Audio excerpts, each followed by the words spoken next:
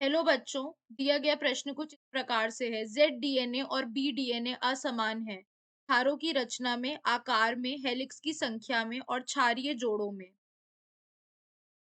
इस प्रश्न की मुख्य अवधारणा है इस प्रश्न की मुख्य अवधारणा है डीएनए के प्रकार। डीएनए जिसे हम डीऑक्सी राइबो न्यूक्लिक अम्ल कहते हैं, अगर हम बात करते हैं इसके प्रकार की, तो यह मुख्यतः तीन प्रकार के होते हैं। एक होता है हमारा ए डीएनए, एक होता है हमारा बी डीएनए और एक होता है हमारा जेड डीएनए।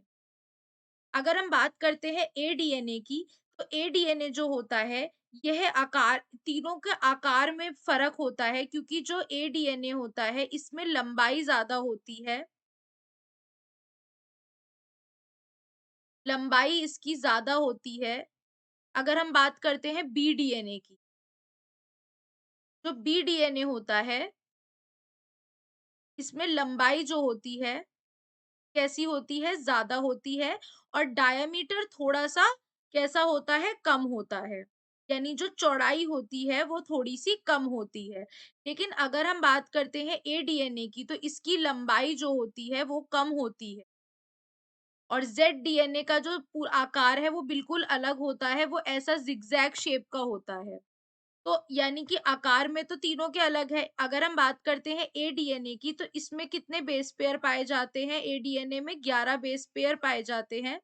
पी डीएनए में 10 बेस पेयर पाए जाते हैं और जेड डीएनए में 12 बेस पेयर्स पाए जाते हैं। ठीक है? अगर हम बात करते हैं, ये कह रहा है क्षारों की रचना में असमानता है, तो क्षार तो वही है, सबके एडेनिन, गुआनिन, साइटोसिन, थाइमिन वो सब में है। तो ये हमारा गलत हो गया, ये तो समान होते हैं। आकार में फ़र्क है तीनों के। हेलिक्स की संख्या में, इनकी आकार में कितना ही फ़र्क हो, लेकिन हेलिक्स की संख्या यानी कुंडल में कोई फ़र्क नहीं होता। क्षारीय जोड़ों में भी कोई फ़र्क नहीं है। वही जितने भी हमारे न्यूक्लियोटाइड होते हैं, उनके बीच में हाइड्रोजन बंध सब में ही पाया जाता है। तो यह भी गलत है।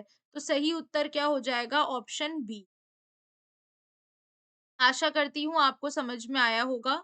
धन्यवाद।